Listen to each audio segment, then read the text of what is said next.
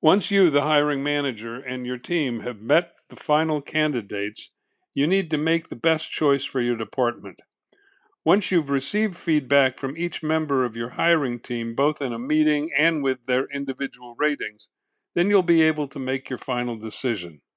Once that is accomplished and the references verified, it'll be time to move on to landing the candidate. This podcast deals with deciding on the top candidate. Hi, I'm Rick Kendall. And I'm Fred Ball. Welcome to Management Mastery.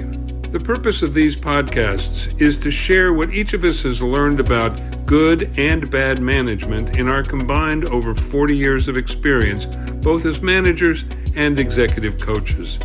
During that time, we've coached managers at every level in companies from Fortune 100s to brand new startups in all major businesses, including nonprofits, government, and education. So whether you're just starting in your first management position or are an experienced manager looking to strengthen your management skills, we know our podcast will be valuable to you. Let's go back and review the process to date. First of all, you did preparation. You and your team established a job description and the ideal characteristics to fit your team. And fit means having the personal and professional characteristics to be a successful team member. Then, as far as candidates, you attracted candidates with the help of human resources and your networks and those of your team. As far as screening, you did an initial screening to produce a slate of possible candidates. That was accomplished by either human resources or by you or your team. And then as far as interviews, you and your hiring team interviewed candidates in a first interview and, if necessary, a second interview. So now you need to evaluate the top candidates. So who among the final candidates is the best fit? And you need to evaluate the candidates against the criteria you set in the job description and the ideal characteristics that you identified and the following skills and abilities. First of all, does the candidate want your job? I mean, that sounds like it might be kind of silly. Well, they wouldn't be there if they didn't want it. But, do they really show an enthusiasm for that job, for working in your department, for your company, and in your industry? And you want to look at how the candidate expressed that to you.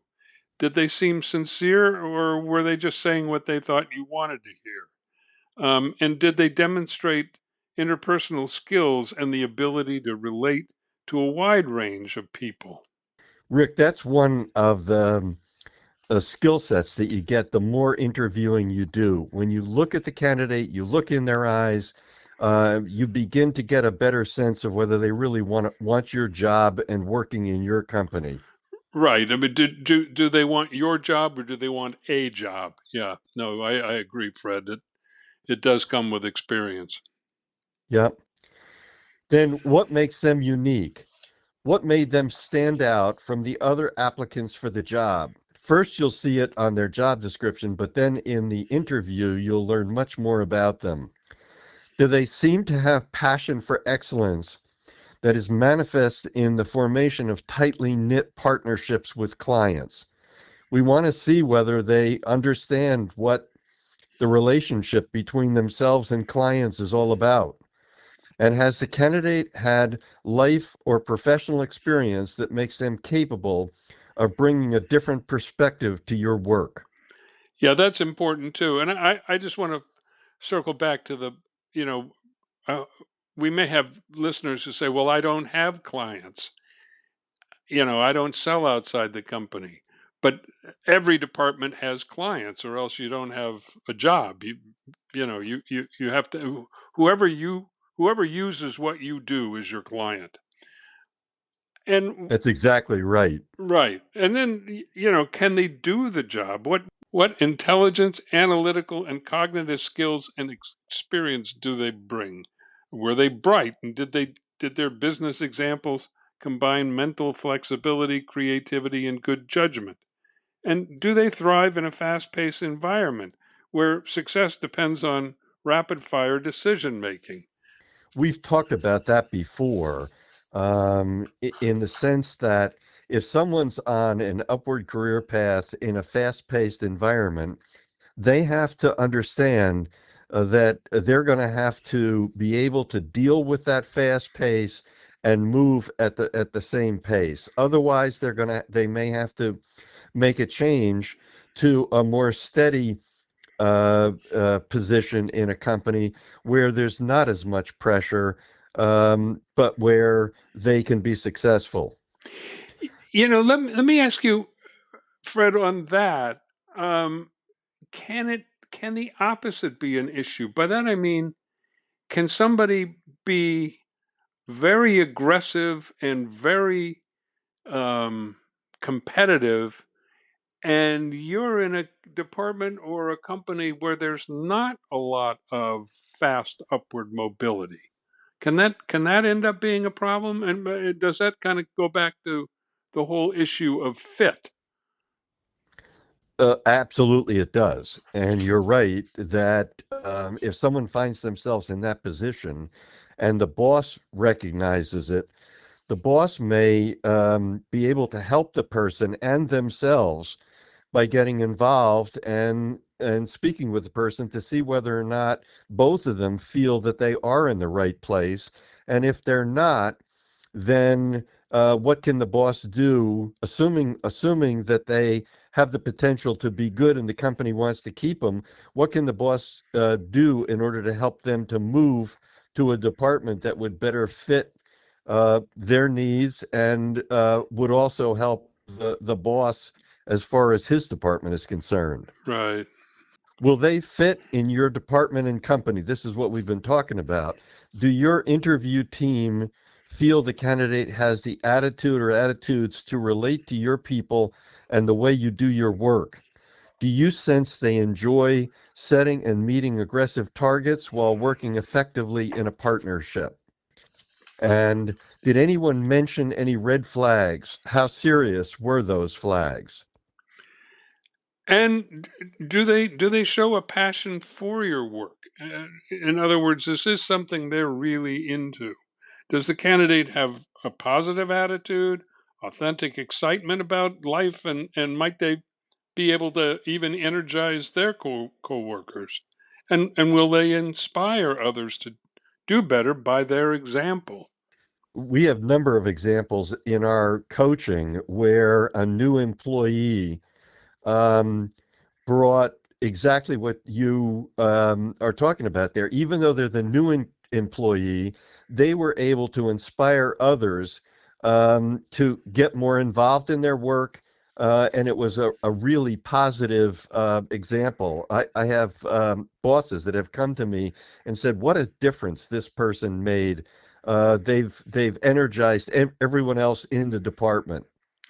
Yeah, no, I've had that experience too, where they bring a different perspective, different experience. They suggest new ways of doing things, and but in a way that people get excited rather than put off. Um, yes, a new perspective like that, if it's presented in the right way, and that's one of the things you need to look for when you're doing the interviewing and making the decisions is this person going to present new ways of doing things in a way that will motivate people and rather than put people off and get them angry at the person. Right. Then, as far as making your decision is concerned, the evaluation, you as the manager hold a meeting with your hiring team to evaluate each candidate's ability to interview and their skills and abilities, including their ability to become a strong team member. Then you make the decision. Once you receive the feedback from your team, you make the final decision. That final decision is in your hands as the manager. An important characteristic of an effective manager is the ability to make a decision. Each member of your hiring team has taken their responsibilities seriously, and so they expect you to make a fast, firm decision. Um, immediately after the process is ended. No question. That's a really important thing for young people in your department and in the company, is to see a boss who can make a decision. And then a reference check. Once you have made the decision as to the outstanding candidate, and just prior to the actual offer, you should complete your reference checks. The purpose is to verify with individuals who have worked with the candidate that the professional and personal characteristics they have represented are real. I can't tell you how many times I've heard horror stories, and it all goes back to the fact that nobody checked the reference. And if they had, they would have found out that the candidate misrepresented their experience, what they did, etc. I mean, it doesn't take long, but it's staggering how often people don't do that final step. And It is. yeah. And in summary, you and your hiring team rate each candidate on their ability to interview and whether they can successfully accomplish the job description, whether they have the ideal characteristics for your team. Once you have received feedback from each member of your hiring team, both in a meeting and with their individual ratings, then you'll be able to make your final decision on the successful candidate. Once that is accomplished and the reference is verified, it will be time to move on to landing the candidate, which we will deal with in another podcast. We hope you have found this podcast useful and will come back again for more management mastery. If you have any comments about this or any of our episodes, or would like to find out more about our other services, including one-on-one coaching and group seminars for managers, visit our website at careercoachclass.com. Thanks for listening.